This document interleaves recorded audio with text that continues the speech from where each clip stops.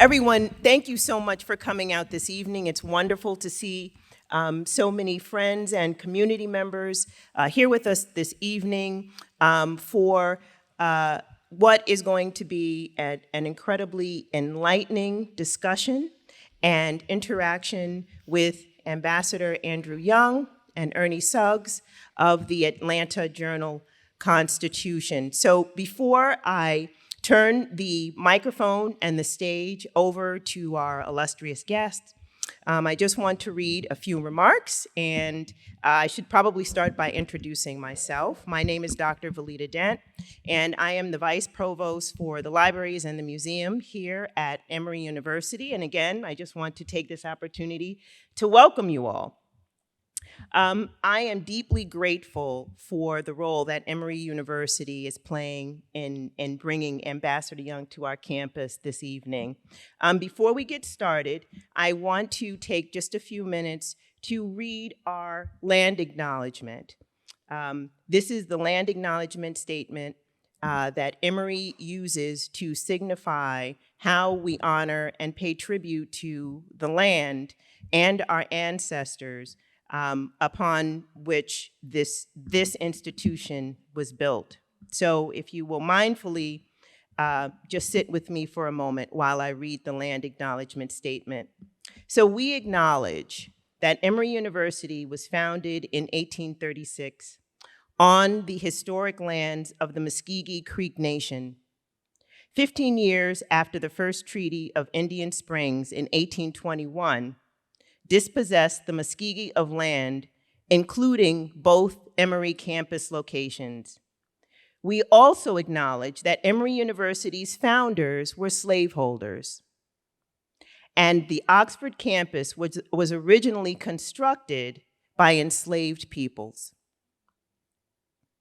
To these peoples and to their descendants, we acknowledge the grave injustice inflicted upon them, and we recognize the indelible mark of their labor on the creation of Emory University. So we are delighted to have you with us this evening, and I know we all have a treat in store for us, and I know that we have some very young attendees in the audience, and this is also going to be completely mind-blowing for them, I think, to be in the presence of greatness for sure. Emory University and Emory University Libraries are the largest sponsors of the Decatur Book Festival. Emory University Libraries are co-sponsoring this event tonight. And I do want to mention that this event actually came about thanks to an encounter that one of our colleagues in the libraries had with Ernie Suggs last October under one of the tents at the Decatur Book Festival. And so many months later, here we are. So let me take a moment to thank all of our co-sponsors, as well as Emory's Office of Diversity, Equity, and Inclusion, and I do see our Vice Provost for Diversity, Equity, and Inclusion, Dr. Carol Henderson here in the front row. I also want to thank the Michael C. Carlos Museum, who are also a co-sponsor. Our director of the Michael C. Carlos Museum, Henry Kim, is also here in the audience with us. I know we have a number of folks from executive leadership here, but I do want to take a moment to recognize our Vice Provost for faculty engagement. For faculty, Dr. Pearl Dow, who's here in the front row. And I also want to take a moment to recognize our Senior Vice President for our campus and student life, Nku Galai. Thank you all for coming tonight.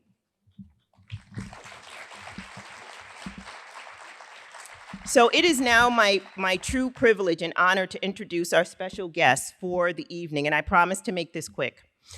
Ambassador Andrew Young really needs no introduction. We have, really tried to summarize his career, but it's really not possible. And so what you really want to do is hear from the ambassador himself. So I will keep my remarks short. He is a civil rights icon, a former Georgia congressman, a former ambassador to the United Nations, and a former, perhaps the most transformative mayor that Atlanta has ever known. And I see a lot of people nodding their heads, so you all know what I'm talking about.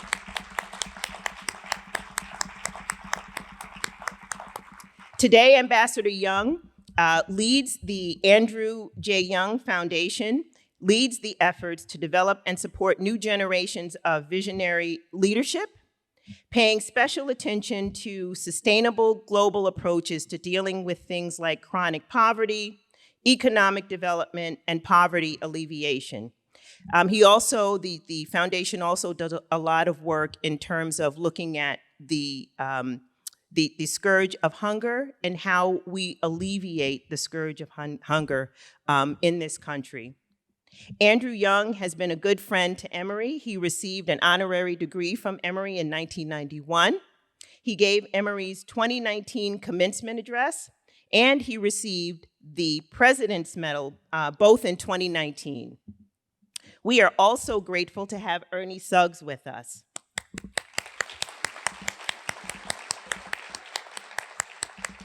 Ernie has been a reporter with the Atlanta Journal-Constitution since 1997. He currently covers issues regarding race and culture, and he is the author of the book that we are here to celebrate tonight, The Many Lives of Andrew Young. So, just so everyone knows, the book is for sale tonight by Emory's Barnes & Noble. So if you don't have your copy yet, I would encourage everyone to get your copy before you leave tonight. And Ambassador Young and Ernie Suggs have also graciously agreed to sign some books for us following our program. So that will be a real treat and certainly a collector's item that you want to have for your own private libraries. We are fortunate to host our guests earlier this evening in the Rose Library, where they viewed items from our African American historical collections. And that included some of the photos that you will see here tonight.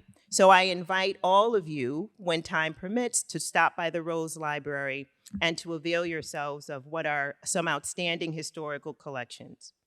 So after the conversation with Ambassador Young and Ernie Suggs, we will open the floor for questions. There are microphones in either aisle. And we do encourage you, especially for our young folks in the audience, this is really an opportunity to engage in some deep learning, first-person learning. The narratives and the stories that you're going to hear here tonight, you probably will not hear at any other point in time from any other living being. You will only hear them from Ambassador Young. So take notes, come up to the microphone, and ask your questions. I think this is a really important opportunity. So I am going to, without further delay, turn the program over to Ernie Suggs and to Ambassador Andrew Young.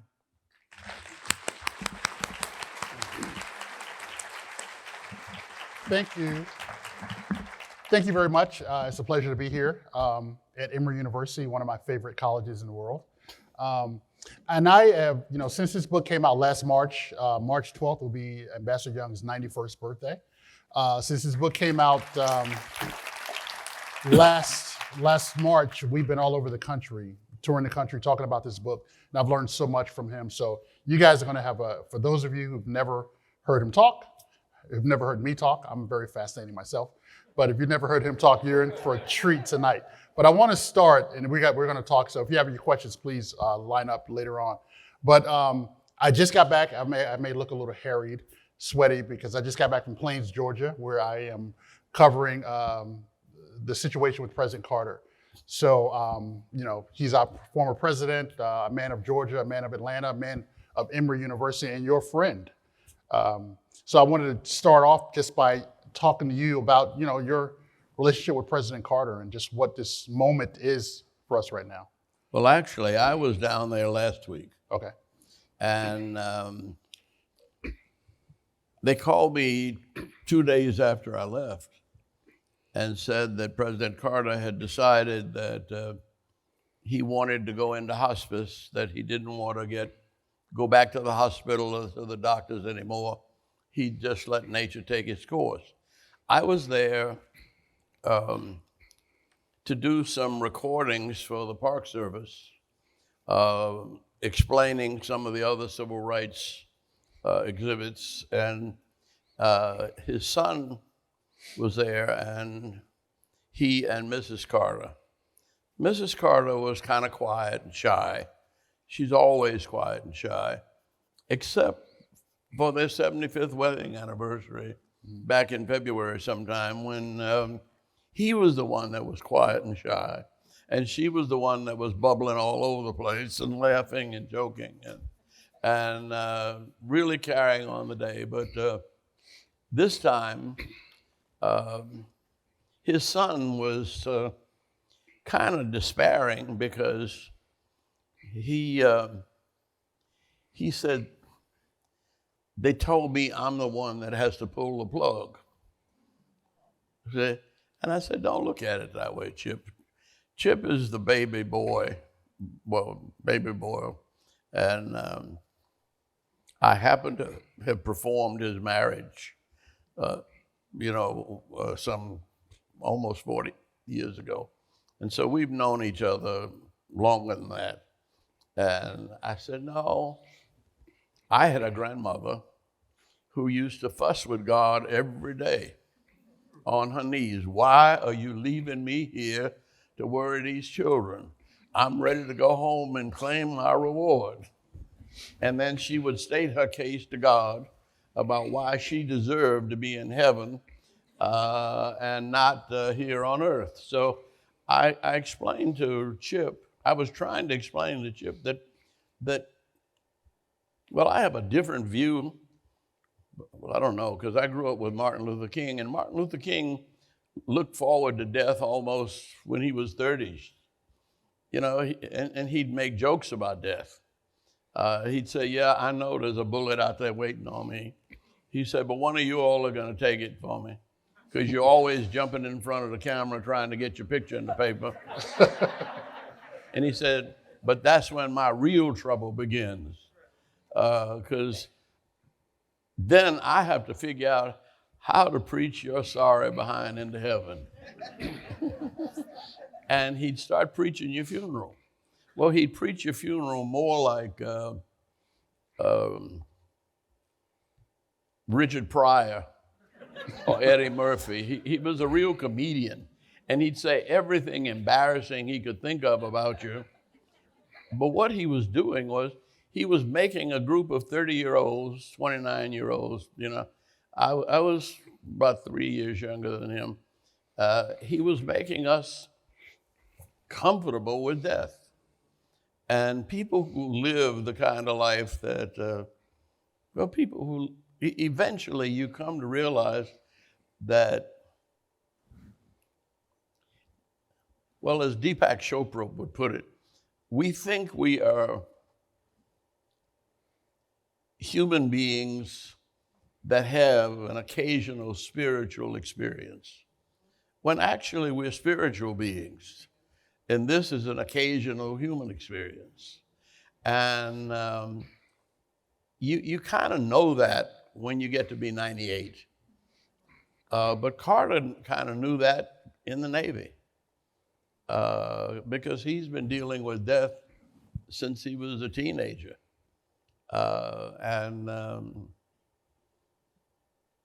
Almost everybody in his family died of some kind of cancer. And I always thought that it was the spraying for mosquitoes and things across the South that left the South with a kind of a plague of cancer-producing illnesses. But I think everybody in his family died of pancreatic cancer. And that's it was a big family. So, but anyway,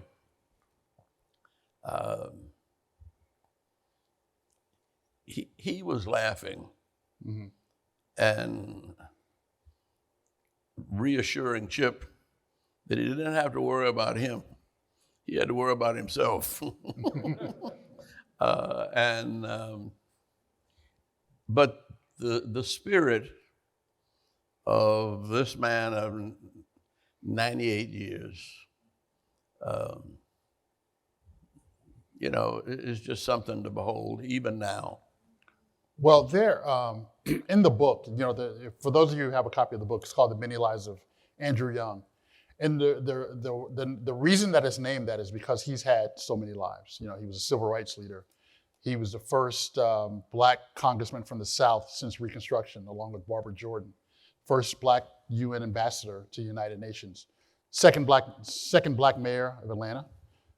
And he's just done so many things. So I want to try to hit all those lives. But while we're talking about President Carter, let's talk a little bit about your relationship with him or your international relationship as a UN ambassador, because I think that's one of those, that's where I first met you. Not met you, but as I was a kid, but when I first became cognizant of who you were growing up in New York City, being a fan of President Carter, and coming up in a time when, in the 1970s still, when we were looking at first black people to do something, and you were one of those people as the first black UN ambassador.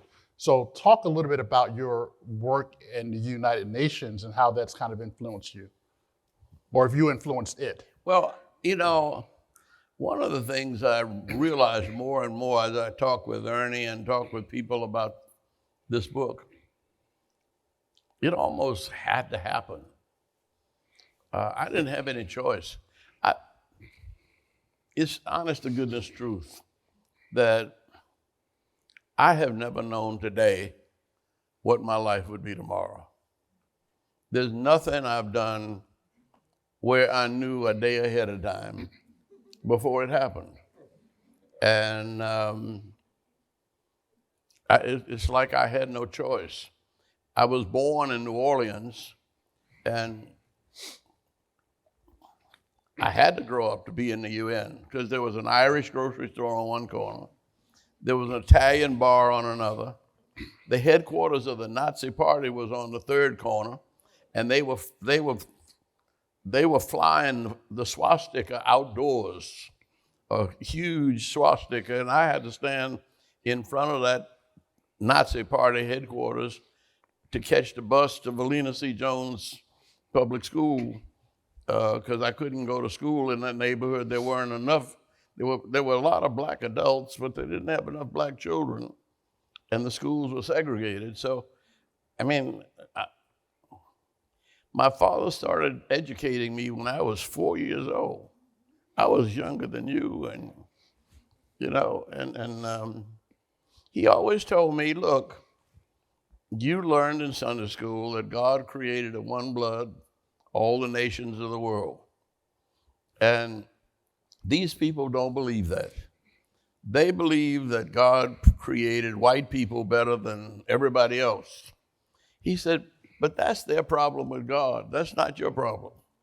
He said, you know, and you don't have to go around trying to convert them. You know, leave them alone and hope they leave you alone. But if they do mess with you, don't ever get angry. Don't get mad, get smart. If you lose your temper in a fight, you're gonna lose the fight. See? He said, your mind is your most powerful weapon.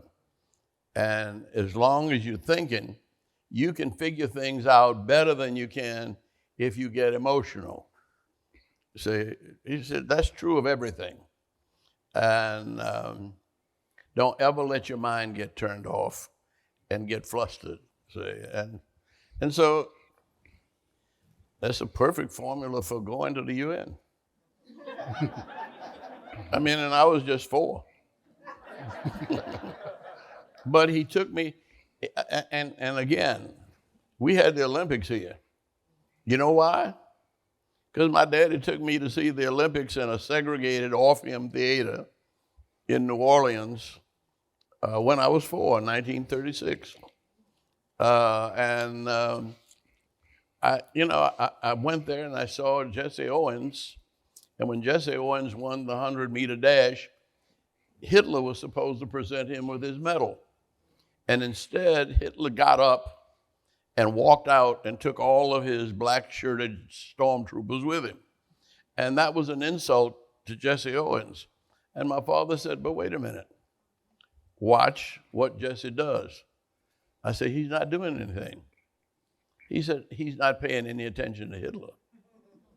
His problem, he's got 3 more races to run. So he's thinking about the 3 more races to run.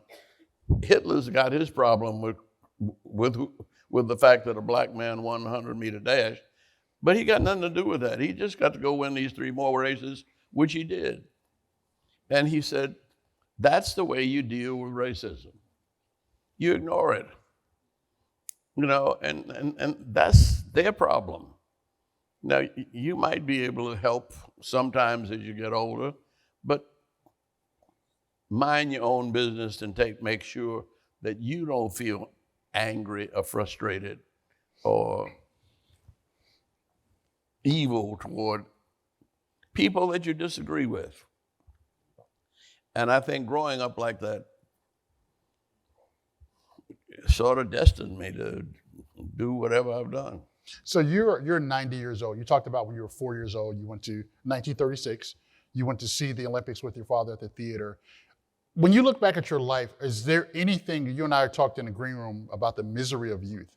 When you were a child, or when you look back on your life, do you think about anything that you didn't do, or you wanted to do, or didn't accomplish, or didn't succeed at, or wish you had done? Well, I wish I'd been 6'8". I wish I'd been 275 pounds. I was a frustrated athlete. Okay. I could keep up with everybody running, but they would never put me on a track team. Say, I could swim faster than almost everybody in school at Howard, and only because they didn't have enough swimmers to fill out the team did I get to swim. But I got to swim the 1,500 meters because nobody else wanted to swim that long. And, so it's, I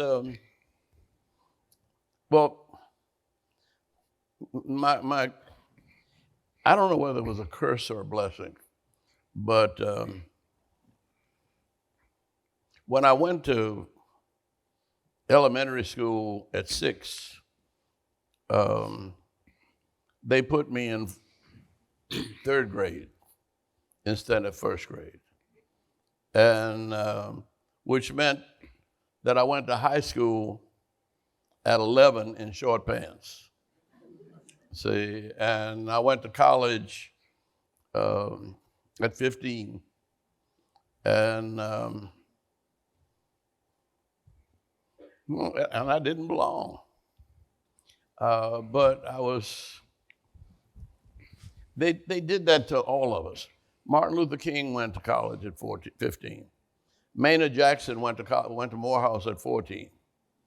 There was something, and I think it had something to do with the Ford Foundation deciding that the draft was taking too many black students out of college, and those who could be rushed up a year, they did.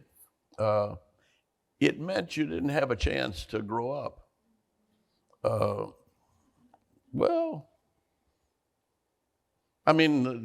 2 guys that I ran with my first year at Dillard, I was 15, one was 29, the other was 31. And they'd both come back from the Army. When I got to Howard, I was a little older, and my buddy was Dave Dinkins, who ended up becoming the mayor of New York later on. But I was 16 and he was 25. I don't know. I always counted that a handicap. But the worst part was not that I had trouble with the girls.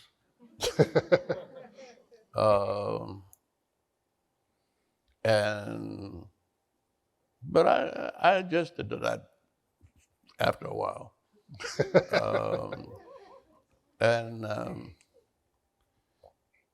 But the thing was that I didn't know what I wanted to do.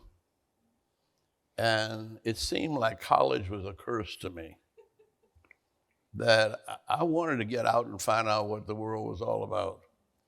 But there again, I got put out of school in 3rd grade. And the guy who put me out was 12 and I was 6. And I was lifeguard at a swimming pool in New Orleans. And this same guy that got put out of school in 3rd grade showed up and almost drowned. And it was obvious when we pulled him out that he was high on something. And he recognized me. And he said, "You don't know me, do you?" I said, "Where did I meet you?" He said, "We got put out of Miss Sarah Vokeland's class in the 3rd grade. We were playing with an ice pick in the back of the room." And I said, "Oh, yeah, I remember." I said, "What happened? You didn't come back." And he said, "I've been in and out of every reform school, prison, and penitentiary in the state of Louisiana, including Angola Penitentiary." And I said, "Well," he said, "What are you doing?" I said, "Well, I was thinking about dropping out of school, trying to figure out what life was all about." He said, "If I ever hear that you dropped out of school and catch you, I will beat the living daylights out of you." He said, "You got a chance to get an education." He said, "I'm as smart as you. I just never had a chance. My mama was working for $1 a day plus car fare. And she had to work 6 days a week to take care of our family. And she couldn't come to see about me. And he said, "You better get your so-and-so and so-and-so back in school and make something out of yourself, because you got to make the world livable for people like me." And so I had all of these pressures, but I didn't know. I mean, like then I was, but then I was 18, but I was going into my senior year At Howard. at Howard. See? And my daddy insisted that I be a dentist. And I worked in the dental laboratories. I knew how to do all the stuff. I mean, I knew what to do. But I did not want to be anything that kept me shut up in an office. And I didn't care what kind of office it was. I just didn't want to be cooped up. And so it was the most miserable days in my life were the last year that I graduated from Howard University. And I just knew I didn't know anything. And I'd wander through the library. I spent a lot of time in the library. We'd go down to the Smithsonian and the Library of Congress to study, and I'd check out all kinds of books that had nothing to do with my studies, but they were books that I wanted to read, and they were mostly, Greek classics or Meditations of Marcus Aurelius. I didn't know what he was, what that was, but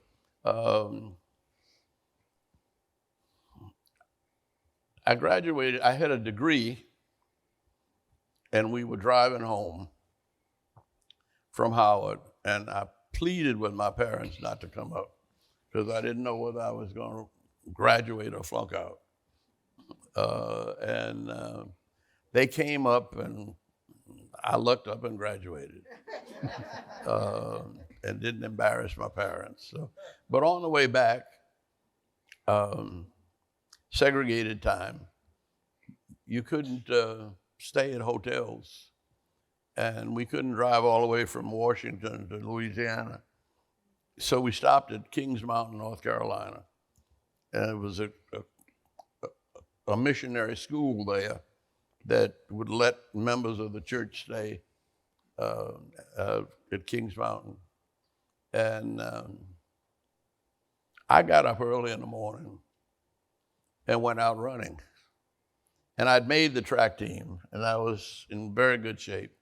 In fact, I stayed in good shape all year round because my father didn't smoke or drink, and I didn't either, you know, but in running in the mountains, you're always running downhill until it's time to go uphill. And by the time I got downhill to the bottom of the mountain, I was exhausted, but I decided I was going to run to the top anyway. And I don't know whether I passed out or what happened, but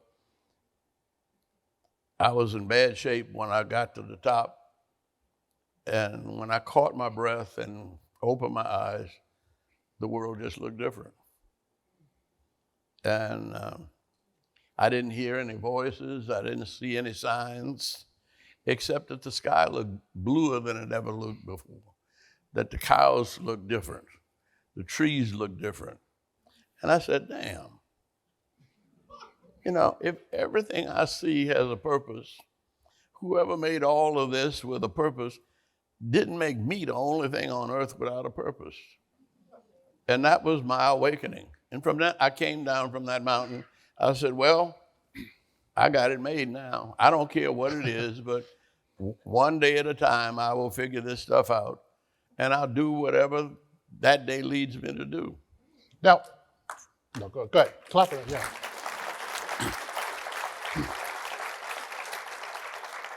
Now, for me, in writing the book, that story was the most fascinating part of it, because I think all of us, and you know, you may disagree with me, all of us look for that moment in our lives when everything clicks. For some of us, it never happens, right? And it clicked for you at that moment. So how did your life change, or how you saw everything different? How did everything change? Well, when we got home, we had a new preacher. Reverend Nicholas Hood had just graduated from Yale Divinity School. And the parsonage wasn't ready, and we had an extra room, and he and his wife stayed in the extra room at our house. And I'd be coming in 12, 1 o'clock at night, and he'd be up, you know, writing his sermons and singing hymns and things. And it really got on my nerves. But he was invited out to Texas to do a Bible study. And it was Lake Brownwood, Texas. And he said, look, I've never been south before. He said, I'm really afraid to drive alone. You have lived here all your life. Can you drive with me? And again, you know, the Lord tricks you. I said, where in Texas? Out in West Texas. I said, well, San Antonio's in West Texas. My roommate at Howard was from San Antonio. So I called him and he said, oh yeah, come on out. You can drop him off and we can party the rest of the week and you can pick me up on the way back. Only we didn't see anybody black from the time we left Houston. I mean, and it made me a little nervous driving through all of these little, you know, Texas towns. You see them now. They're coming out of the woodwork now, and the governor's, you know, is celebrating it. But back then, when we got to the camp, to the place where he was supposed to do Bible study, we were the only black people there. And there were about 100 white kids from colleges and things around. And they all kept coming up to me telling me that if their parents knew that they were there at a place where I was, they would probably disown them. And I said, well, why are you here? And they said, because I believe that this is what Jesus would have me do. Well, I'd never met any Jesus-loving Christians like that. I mean, people who would go against their parents because of what they felt Jesus wanted. And they were children of sheriffs in Texas and things like that. I mean, but I listened to the Bible study every morning, and I realized it was too far to get to San Antonio because I would have had to drive by myself and it's from the Panhandle down to San Antonio is another 250, 300 miles. So I was stuck there and reading the Bible every morning and thinking about it and listening to all of these religious people who were really struggling with their faith and their race and the conditions under which they found themselves. And when the week was over, they called for volunteers. They wanted volunteers to work with church young people all over the country, and they wanted to have it interracial. And everybody started looking at me. And they finally said, look, I had made this decision. If there's something I can do that nobody else can do, I have to do it. Well, I looked around and wasn't anybody else could do what I could do, so I ended up signing up. I went to the workshop where they trained us, and it happened to be at a place called Camp Mac in Indiana. There was a Church of the Brethren camp, and somebody gave me a book on Gandhi by Nehru. And the only other black person there was a fellow who ended up founding the revolution in Mozambique, Eduardo Mondlane, who was working on his doctorate at University of Illinois. And so he and I end up arguing about nonviolence, where he is convinced that nonviolence will work all over Africa. And I got my doubts about Louisiana. See, and so at the end of the time, he went back to school, but they assigned me to go to Connecticut. Mm-hmm. Well, I'd been to Connecticut a number of times, but I didn't know anybody, and they sent me to the Council of Churches, and they had a desk for me and everything, but a place to stay. And so they picked up the phone and they called some Hartford Theological Seminary and asked if they had a guest room that was available. They told me they had a guest room and they'd be glad to have me stay in it. And I go out there, and this great big old guy comes up to me, and the first thing he says was, "What's a good-looking boy like you doing at a place like this? Are you running from some woman, or are you trying to stay out of the Army?" I said, "Damn, he knows me." And I mean, they were so regular. These were guys that were coming back from the military. So there was not a trace of piety in the place. And so I felt at home. And so I walked into the dean's office and I said, "Excuse me, but I'm a volunteer with the National Council of Churches. I've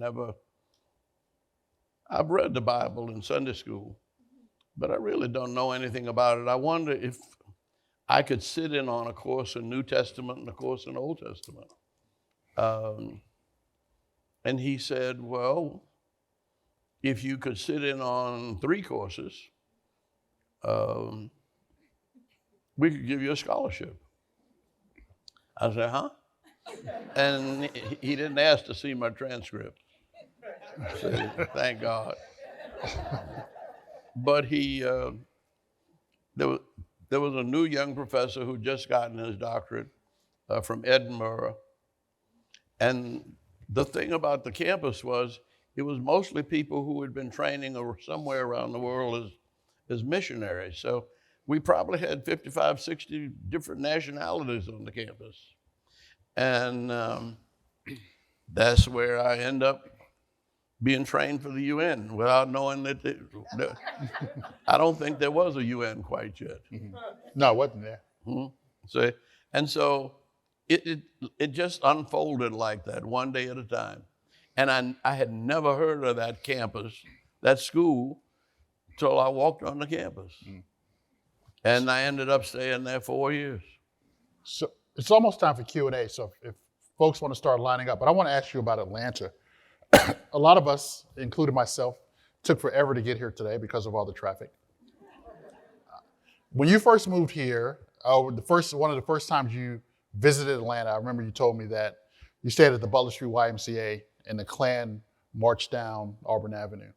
One of the second times you came here, you were driving down Ponce de Leon and you saw an animal or you saw a rat cross the street and you were scared to drive your car and hit the rat because you feared that you would be in more trouble for killing a rat because rats had more power or more license in Atlanta than black people.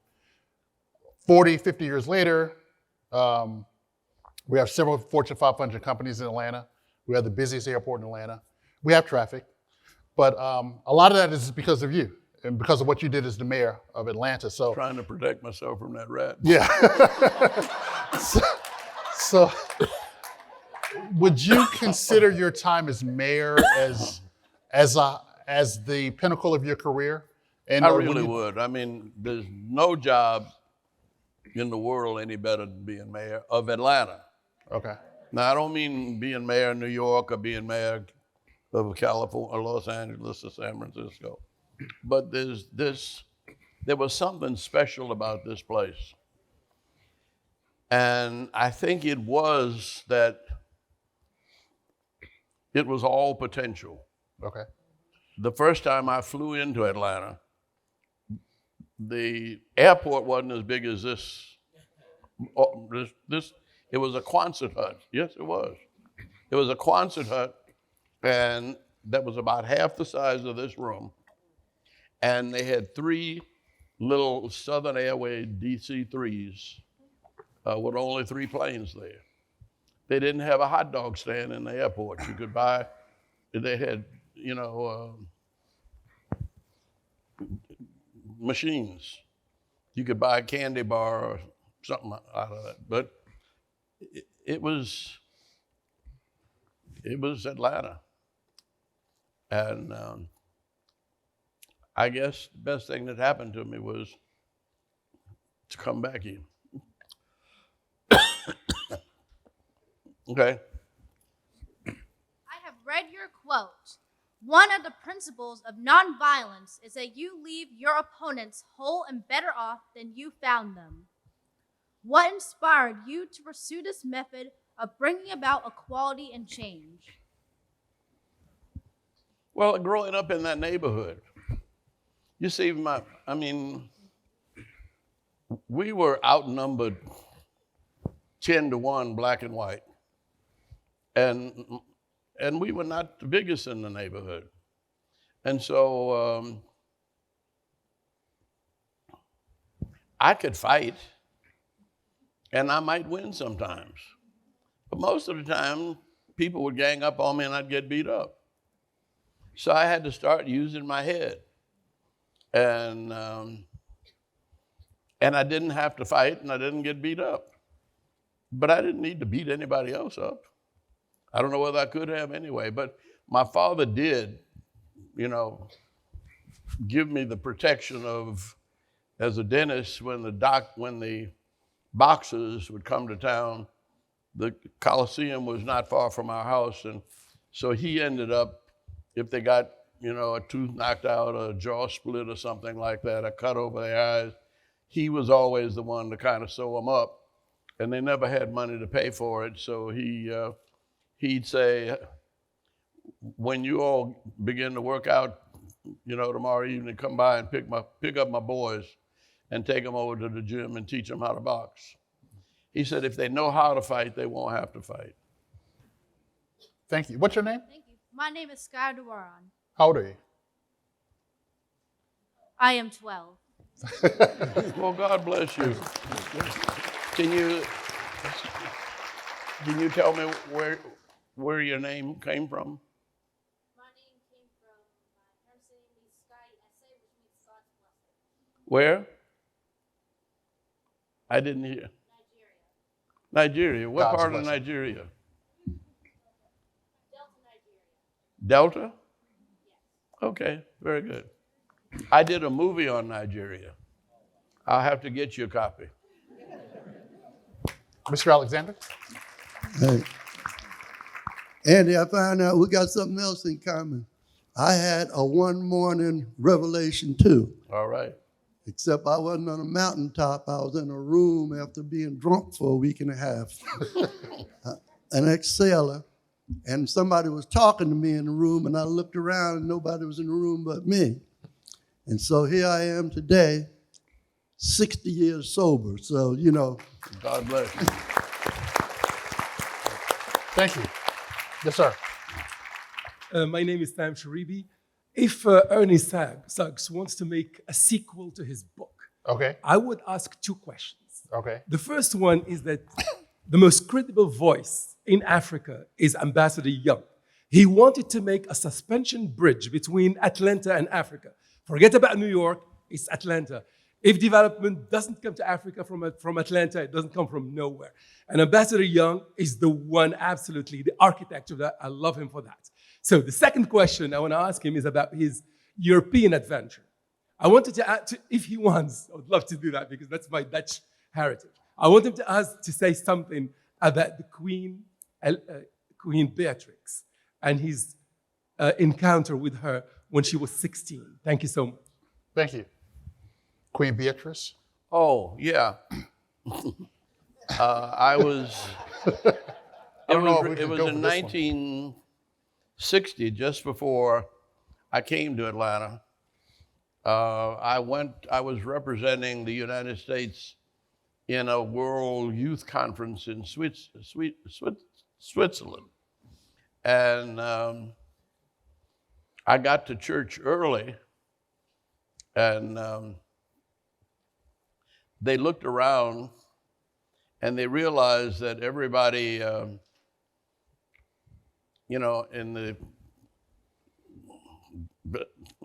on the platform was white.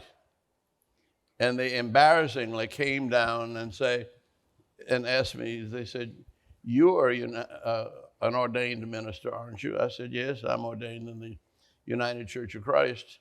And he said, "Would you mind helping us serve communion?" I said, "Me?" And so they put me on one of the fancy Calvinist robes and made me look like a priest for a little while. The first people who came down was a delegate from the Netherlands, Holland. And it was the 18-year-old princess and her ladies in waiting. And I was so nervous, my hand was shaking with the communion cup. But anyway, I lived through that. And I guess they did too. She's now queen, and having been queen, she's retired now as queen. But show you how small the world is, that when we were bidding for the Olympics, Holland was one of the very strong powers in the Olympic Games. And she showed up in Atlanta with the Dutch delegation, and I started talking with her about serving her communion, and I guess that helped us get the Dutch delegation. But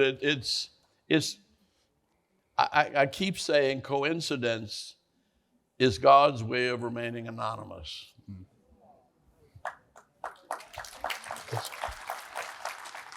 Yes, sir.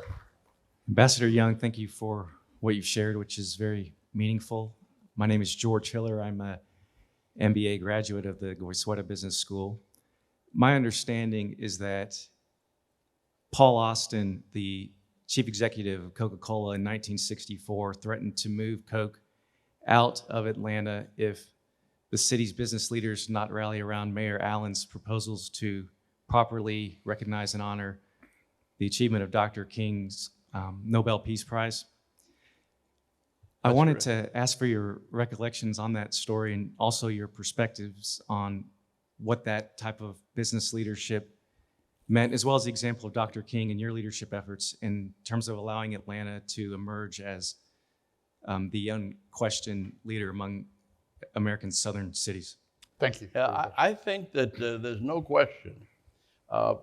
J. Paul Austin was from LaGrange, so he's not a northern liberal, but he had been in South Africa, and he was in South Africa when apartheid was institutionalized.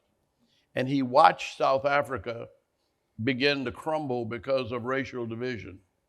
And when he came back here as the chief executive officer of Coca-Cola, it was almost as though he was determined that he didn't want to see apartheid advanced in Georgia. And when some of the business community, kind of resented, well, they didn't know anything about Martin or nonviolence, but they made a fuss. And Paul Austin and Ivan Allen and Rabbi Rothschild came together, and they invited all the other CEOs to lunch. And Paul Austin made the announcement that, Coca-Cola is a global company.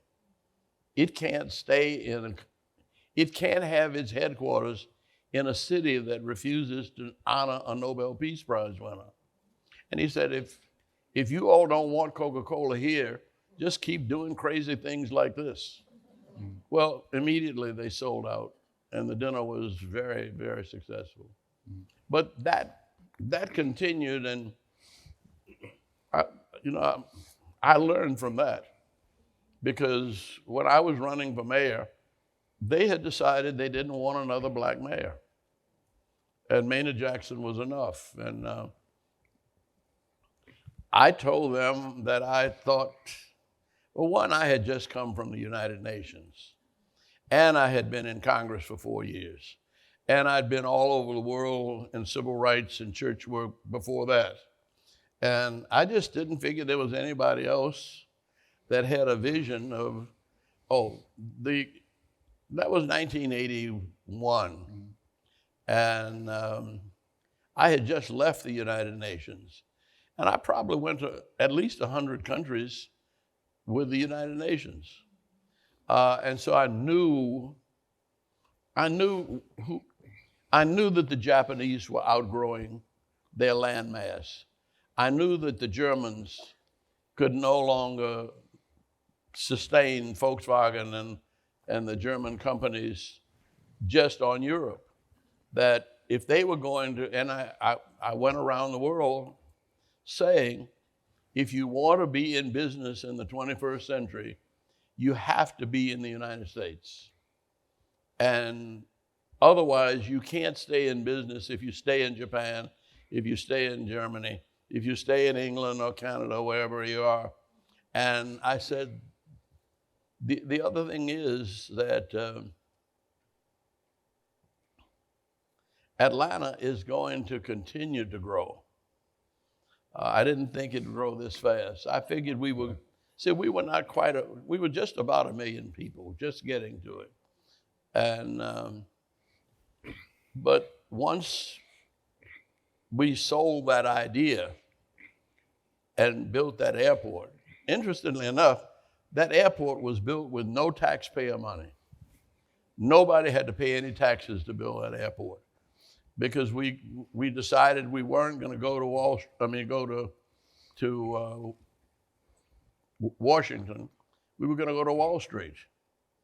And in Wall Street, if you got an idea that's marketable, you can find funding to finance it.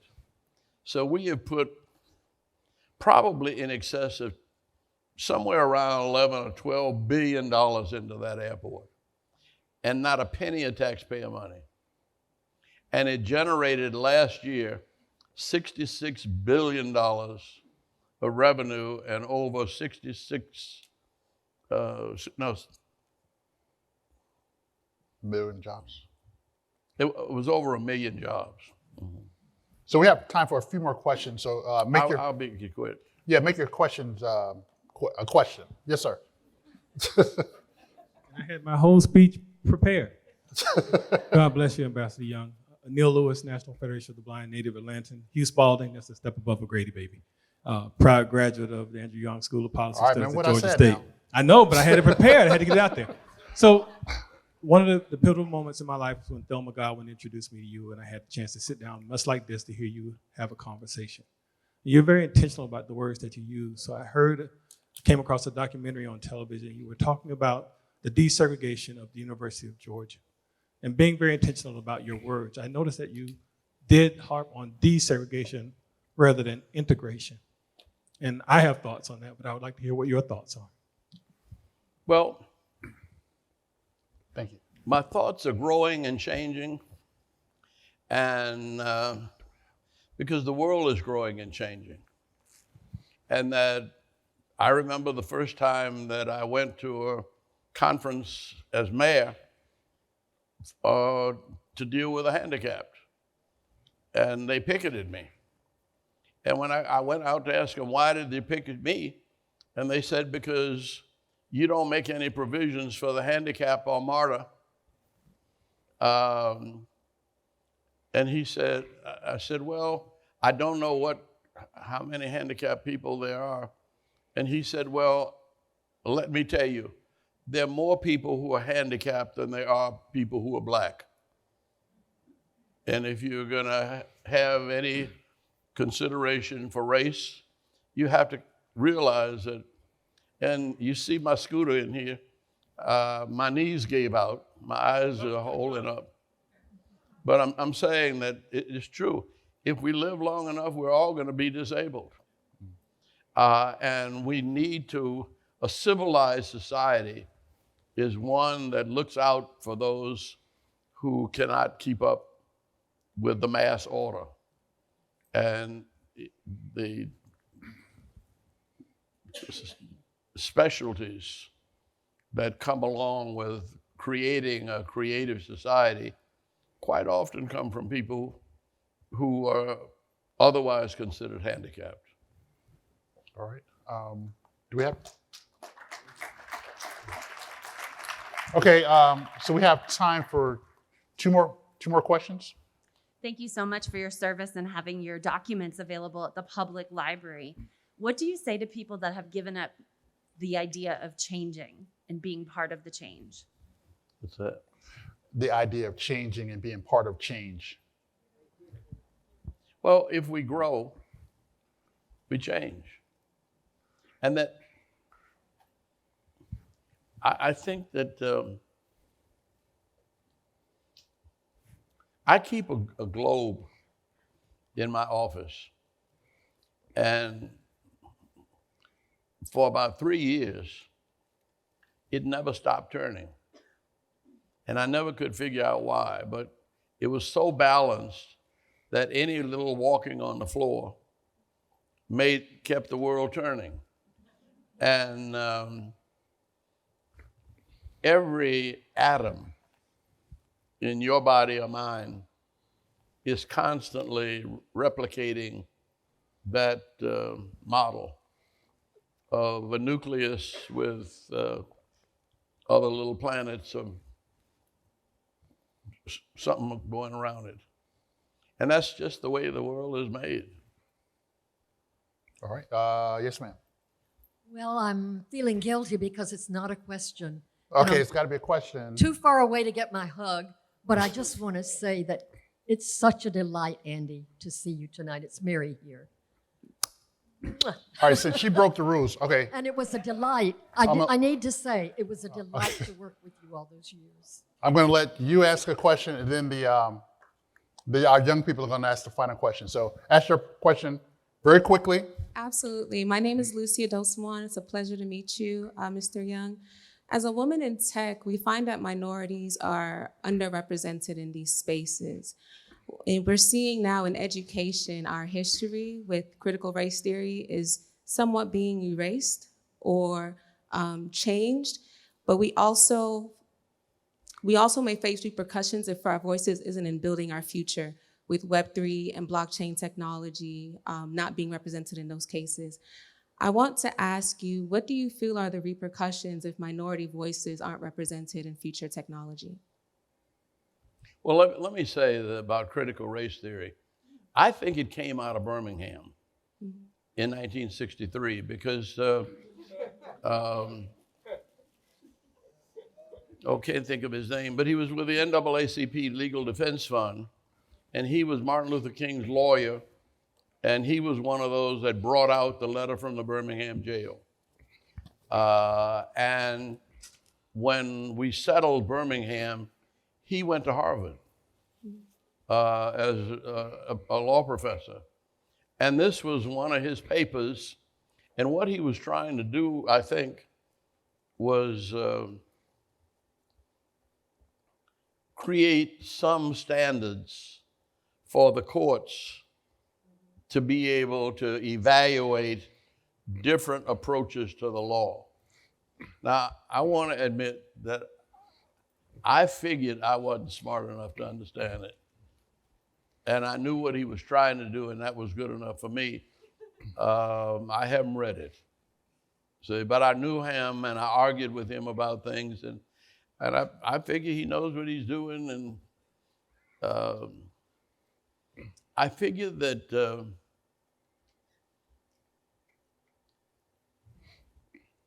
well, I've been through, well, let's go back to Jimmy Carter. The first time I saw Jimmy Carter, because he talked funny, I didn't pay any attention to him. And it wasn't until, and then I made the mistake of asking him, I said, the only thing I know about Sumter County is Sheriff Fred Chappell. He was the sheriff that put everybody in jail at Albany, Georgia. And he said, oh yeah, Fred Chappell's a friend of mine. Well, Martin Luther King had said that Fred Chappell was the meanest man in the world. So I had to get over my prejudices so to get to understand his point of view. And the amazing thing about him was that he could be my friend and agree and argue and disagree with me, but he could also get along with people like Fred Chappell. And that's one of the reasons why we survive as a nation, because, well, I don't know, you all will know who said it, but Dr. King quoted it. Greatness is characterized by antitheses strongly marked. You've got to have a tough mind and a tender heart. And he said that about Jimmy Carter. And he never knew Jimmy Carter that well, but he saw in him that tough-mindedness and that tender-heartedness. Now, I'm saying that I am not worried about this country. I know, and here's why. When Fred Shuttlesworth came to see us in December 17th, 1962, he came from Birmingham, where his church had been bombed for the third time. But not once was that in the paper here in Atlanta. That was Birmingham. But also there had been 60 bombings of black people's homes.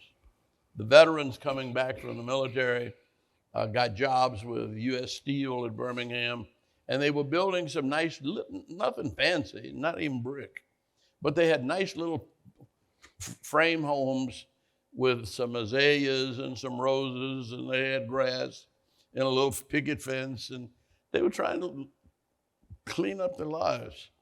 And the client types in Birmingham bombed their homes 60 different homes. See? Now, I know it's bad now, but I never had to watch one of those homes burn. We had to watch George Floyd for 9 minutes and 41 seconds. See? I can't forget the little girl from Vietnam on the cover of Time of Life magazine, the little girl crying nude, walking down the street. I think that picture did more to end the war in Vietnam than even some of Dr. King's sermons. And so things are bad, but they're always bad. They're always bad somewhere, somehow. And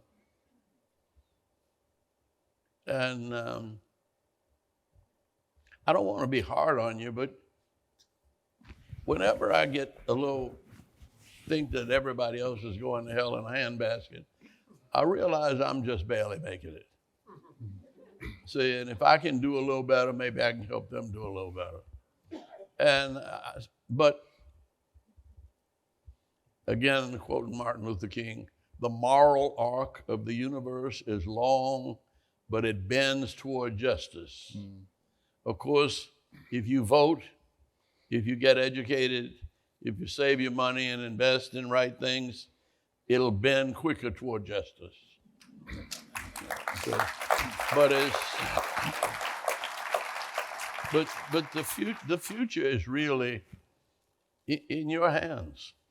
All right, so we're going to get ready to close and sign some books, but you talk about the futures in our hands. So we have the young ones have come up with one more question, and she brought a whole crew. So we're going to have that last question, and then we're going to sign some books. My question is, what is it like to be a vice president? Say that again. What is it like to be a vice president?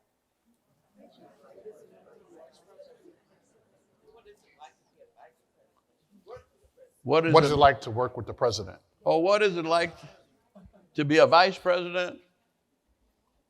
Oh. It's a hard job. Because you don't be a vice president. Go ahead. Look, really, I would have been, I think you'd do better if, say, I'm going to be the Secretary of Labor, and I'm going to see to it that everybody has a good job. Or I'm going to be the Secretary of Education, and I'm going to see to it that all of our schools work to educate our children, see? And maybe I can't be the Secretary of Education to start with, but I'll be a good teacher. And if I can't be a good teacher to start with, I'm going to be a good student right now. Okay?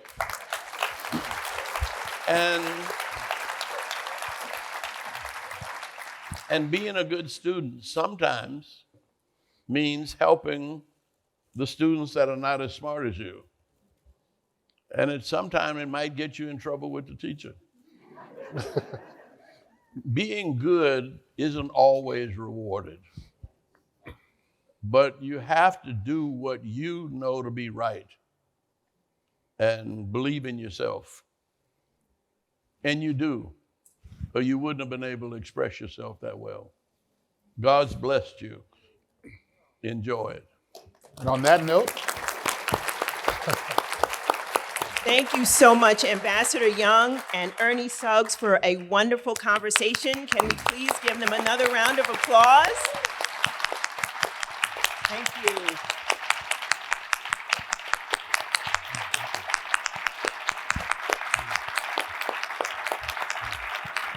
So just another gentle reminder, books will be signed. I believe they're out in the lobby or right there at the front. So please come on up, and thank you again so much for coming out this evening.